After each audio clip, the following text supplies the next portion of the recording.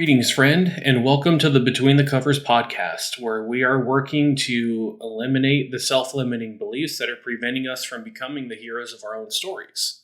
I am Marcus Spar, and it's kind of funny now. It's taken 11 episodes for me to finally remember that I only ever introduced myself in the trailer, and I guess technically the first episode. I'm going to try and make that a habit now where I just introduce myself in every podcast, like most good podcasters do. Anyways, I did want to talk about a very practical thing that we can do in order to become the heroes of our own stories. And this is something I've been working on for a while now. And it is the concept of changing who you're listening to. There are two examples of how this tool is helpful on this journey. The first example is we have people around us all the time who are trying to instill within us what our story should be. It can be well-meaning parents and family members. It can be friends. It can be teachers, mentors, coaches. And let's face it, it can even be complete strangers. What this can do is it can start to impact how we navigate the world around us. If you have friends in your life, and whenever you get together with said friends, or shall we even go so far as to say even with your own family, and when you leave these gatherings, these get-togethers, these game nights, whatever it happens to be, if you leave and you feel diminished, you feel less than, you have these beliefs that like you were someone's punching bag that entire night, or that you didn't have anything of value to share, no one took an interest in what it is that you are interested in, then that is going to have an impact on just how you generally navigate the world around you. And then the other facet of this tool, this is where it becomes more problematic, and that is when these external messages become your internal dialogue. Dare we even say beliefs? A great example of this just in my own life is two of the greatest wounds that I have had to process on my own journey. The first one that came about is a lie that I believed for many, many years that I was useless. And this drove a pattern of perfectionism in my life, and I hated it. I couldn't allow myself to make the smallest little mistake without just tearing myself apart. It was unhealthy. It was unhelpful. It was problematic. Let's just call it what it is. It was problematic. I would beat myself up. I would get frustrated. I would be angry. I was not a pleasant person to be around.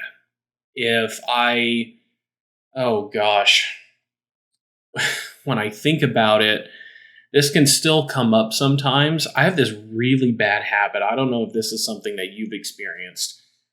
Have you ever had just like a glass of water that you set down on a table, a coaster, you set it down somewhere, and as you're pulling your hand away, it's like you don't pull your hand away from the glass before you start bringing it toward you or toward whatever it is that you're going to be doing next.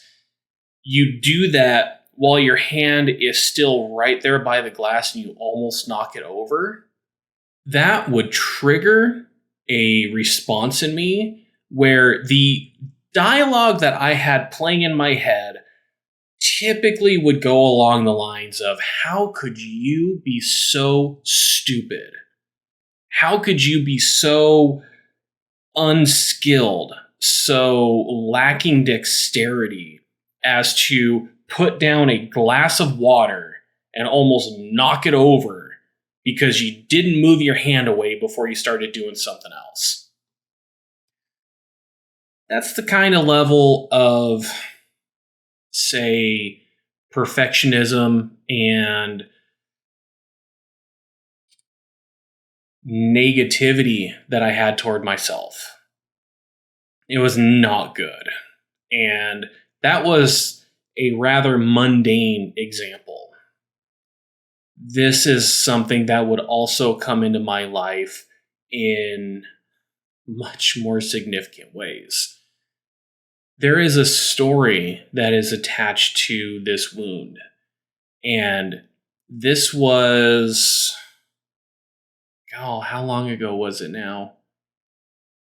Probably about 6 or 7 years ago that I actually remembered this memory. It was a memory that was repressed for many, many years.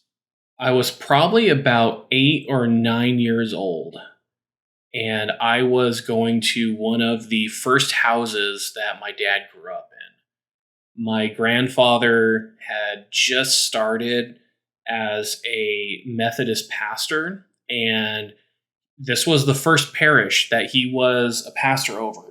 And so there was this house that would belong to the pastor and his family. And it was a very interesting place to visit. My dad, we went as a family, and my dad's siblings, my uncles and my aunt, came as well. And it was incredible getting them all together and hearing the crazy stories that took place within that house. And I am not joking when I say we went upstairs to the kids' rooms, and I saw the cover of the electrical outlet that was still blackened because my dad and his eldest brother convinced their younger brother to stick a magnet in. And there was so much laughter from these stories, and we just had this great time just reminiscing, or for me and my siblings, experiencing these stories many of them for the first time, and being able to see where they took place. Fast forward a little bit, I don't even remember how much time passed after this. Maybe it was even just like across a road or something like that. We as a family went to some berry bushes to pick some berries. And they were like raspberries or blackberries, something like that. And some of us were picking these berries just to consume. Some were picking berries and saving them for making jams and jellies later. And my twin brother and I were of the former. We were just grabbing berries and pretty much just enjoying eating them and just doing our own thing. And through this process, my father comes walking by, and he just makes this comment in passing that says, "You guys are as worthless as tits on a board." And I've shared this story with some people in the recovery community that I'm a part of. And when I've said that, I have had some people like nod their head, and they're like, yep, I remember hearing that exact same thing. That was something that I did not realize how much of an impact that passing comment had on me. And as I started to recount this memory, I had to be honest with myself that I don't remember what happened after my dad said that. After my father passed by and said, "You're as worthless as tits on a board," knowing me, I probably went crying to my mom because I was known as the crybaby in the family. So that's perfectly within my character of what I would have done. But I honestly don't know. It's like everything after that, everything immediately after that, I just blanked. I I just retreated within myself. And I don't share this story in order to drum up any kind of ill will or ire towards my father. He and I actually, I think, after I remembered this story about 6 or 7 years ago, it was probably within a matter of a couple of weeks that I just contacted my dad and I said, "Hey, there's something that I really need to talk with you about." And he and I sat down with our wives and we just hashed it out. And as I was sharing it with my dad, he just looked at me and he's like, "I'm so sorry." He goes, I didn't mean to I didn't mean to hurt you the way that I did. It's like I was just passing on what I heard from my dad growing up. That's He learned it from my grandfather. And my father and I have a much better relationship than I can honestly remember us ever having. Yet this experience is the earliest experience I can remember where I didn't want to be useless. And it turned into perfectionism, which is a little amusing for me to consider that apparently my perfectionism or my perfectionistic tendencies had their own qualifiers to them because I didn't really seem to pursue that kind of perfection in my math courses growing up, and I still don't today. I'm so awful at math. It's a nightmare. If you ever are around me and I'm trying to do mental math, expect to be there for a little while if I don't have a calculator because that's just how bad it is. That memory, that experience that I had with my father was one of the things that created this belief inside of me that I was useless. And so I navigated the world either living in and buying into that belief or trying to do what I could to not validate it anymore. If I made a mistake, I beat myself up. Or I'm just like, yep, that's just me. And it became a part of me. The other belief that I have done work to process is one where no one cares what I have to say, and I don't have a voice.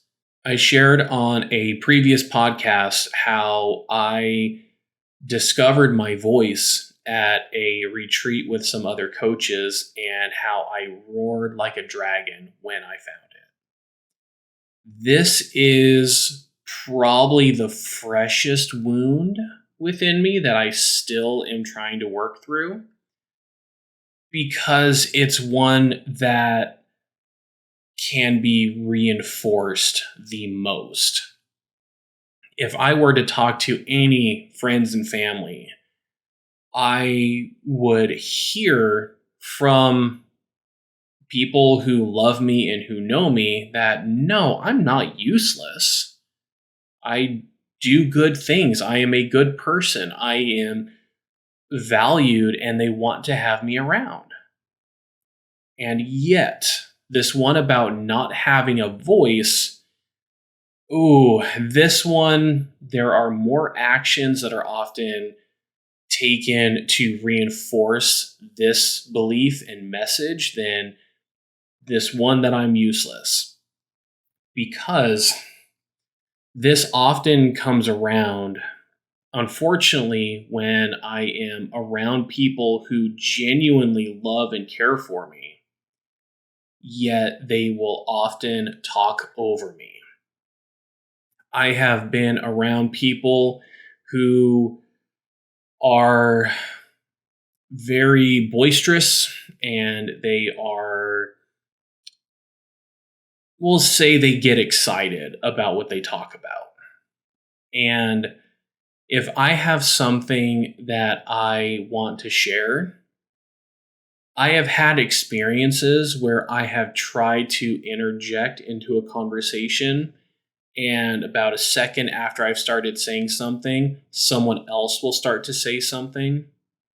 And it's almost as if they don't recognize or even acknowledge that I'm speaking.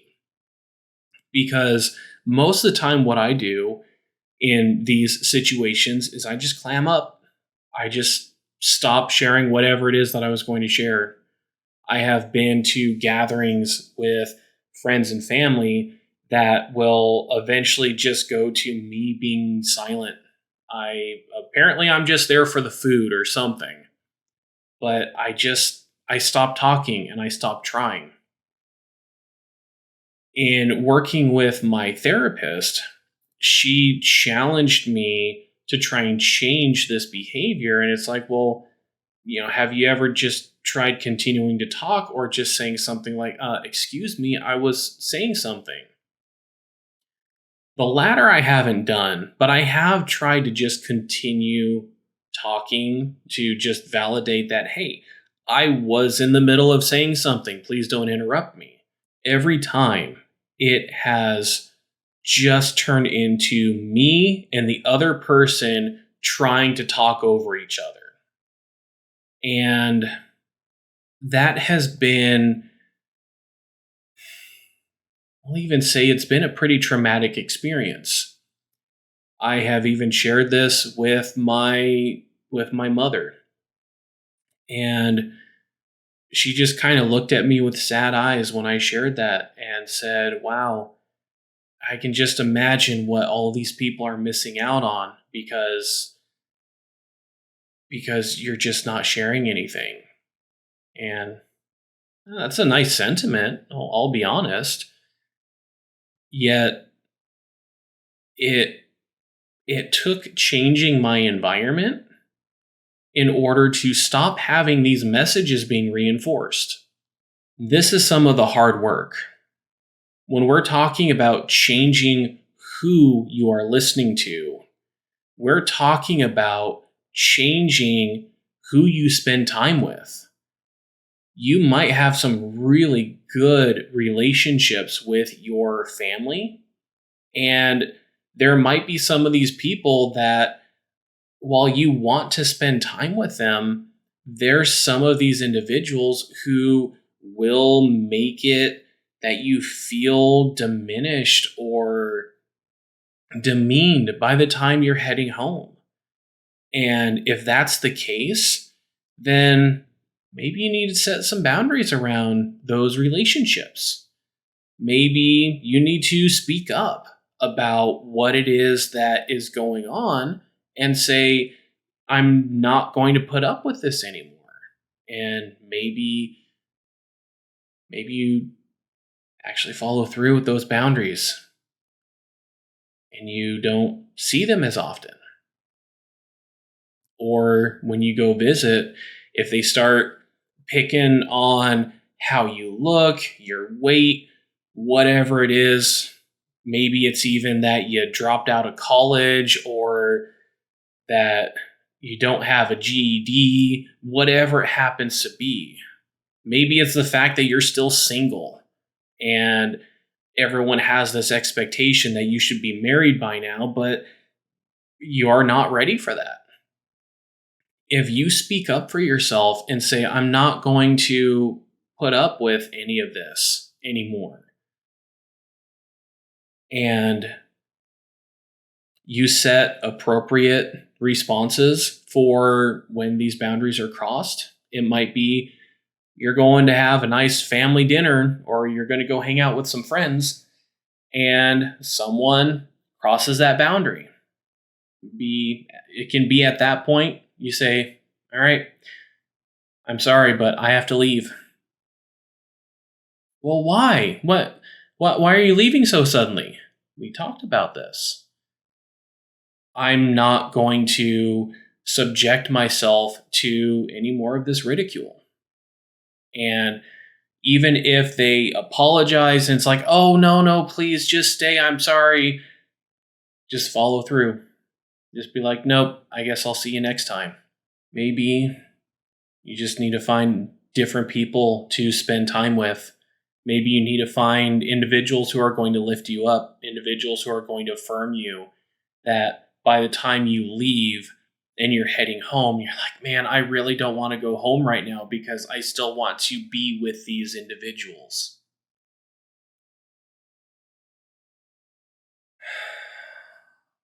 And it's hard. It is really hard to make that kind of change in your life. Let me tell you, though, that it is so healthy to do so, because for a lot of us, and I've been through this so many times, that our normal is not healthy. What has become the status quo in our lives is not something that is going to give us life. It's actually taking life away from us. It is draining us. It is putting us into situations for us to experience the traumas of our past and have them be minimized. So I want to acknowledge that this work is difficult, and yet it is so important as well. With the mental health stuff that my wife Libby and I have been working through, it has been so crucial for us to make sure that we are around and surrounded by people who understand and validate what we're going through. They also challenge us, and yet they also support us. That's very different from people who just challenge because they believe what you're saying is wrong, or it's incorrect, or it's not even true.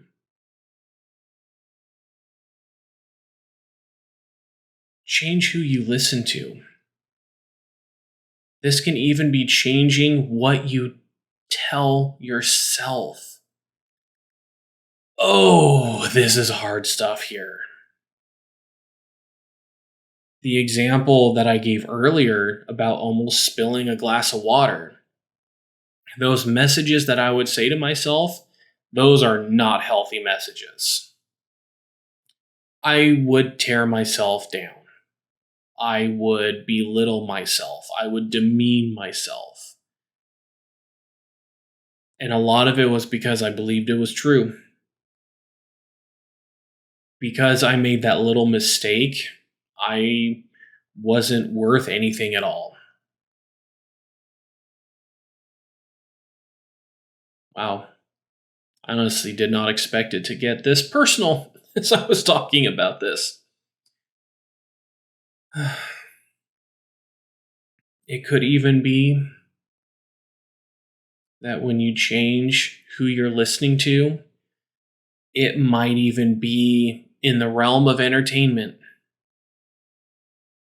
I have been in that place where I have been going through such a dark place in my life, and I've been working through depression, and I don't know what it is about listening to depressing music during depressive episodes. Maybe it's something that just validates and makes us feel like we're not alone in what we're going through.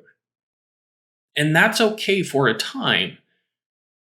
And yet, if you're constantly there, maybe you need to change to something a little more uplifting. Maybe you need to change the messages that you're taking in all the time so they're not all dark. They're not all gloom and doom. They're not all deflating. Maybe there are even movies and TV shows that you're watching that are reinforcing some of these messages. Maybe it's time to change. Time to change what you're taking in. Time to change the messages that you're listening to so that what is coming in is actually working to replace what we are telling ourselves. And this is something that's going to take a long time. It was, like I said, 6 or 7 years ago that I was reminded of this wound just from this off the cuff comment that my dad made while we were out picking some berries. I'm still not healed of that. While I am in a much, much better place, I am still not healed from it because I will still find myself going back into those same messages when I make a mistake. I will find myself saying those messages of, "You're worthless. How could you do that?" In fact, one of the things that I often say to my clients is, if you are hearing these internal messages and they're coming in the second person pronoun, where you're saying you all the time, ask the question, who's saying that? You can't say that really to yourself, because if you were saying it to yourself, you would say I. You would use first person pronouns. So who's saying it? The message of "you're so worthless" for me was tied to "you're as worthless as tits on a board." A message that came from a loved one. So who's saying these messages? And are they true? Most of the time, they're not. Most of the time, these messages that we're telling ourselves, they are not at all true. They might have been true for a very brief moment in our lives, but they're not our reality unless we choose to allow them to be our reality. That's what I would like to challenge you on today. How do you need to change the messages that you are receiving? How do you need to change who you listen to? This can be something that's done externally with the people that you spend time with, or even the media that you consume. I know a lot of people would disagree with me on this, and yet I live in blissful ignorance of what's going on around me a lot because I don't watch the news. Because the news was something that just became so negative and it became overwhelming and I couldn't handle it anymore. Social media is a horrible place to go to try and feel better about yourself. I've had to unfollow certain people because I just could not stand what they were posting anymore. And some of these people are friends, some of them are even family.